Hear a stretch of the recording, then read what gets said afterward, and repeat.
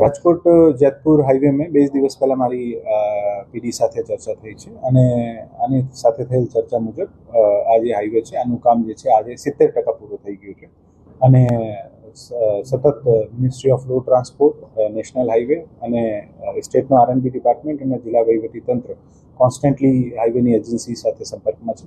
અમે પ્રયત્ન કરીએ છીએ કે મોન્સૂન પહેલાં વધારાના જે 2-3 બ્રિજ છે આ પણ ચાલુ થાય અને જે છે કે કામમાં ઝડપ આવે. છેલ્લા 6-8 મહિનામાં આ કામમાં ખૂબ સારી ઝડપ આવી છે અને આના કારણે જ હું કહી શકું કે લગભગ 32% વર્ક જે છે આ છેલ્લા 8-10 મહિનામાં થયું છે. જ્યારે મેં જોઈન કર્યું હતું ત્યારે આ 39% હતું, અત્યારે આપણે 70% સુધી પહોંચી ગયા, 36% હતો ત્યારે 70% સુધી પહોંચી ગયા છે અને અમે પ્રયત્ન કરીએ છીએ કે મોન્સૂન પહેલાં જે 2-3 રિમેનિંગ બ્રિજ છે આ ચાલુ થઈ જાય, જેથી ઓછામાં ઓછા ડાયવર્ઝન હોય અને જે એક અમદાવાદ રાજકોટ સિટીથી નીકળ્યા જે 1-2 બ્રિજ છે આ આમ પણ હાઈરેજ બ્રિજ છે ને ત્યાં ટ્રાફિકનો એટલો પ્રશ્ન નથી.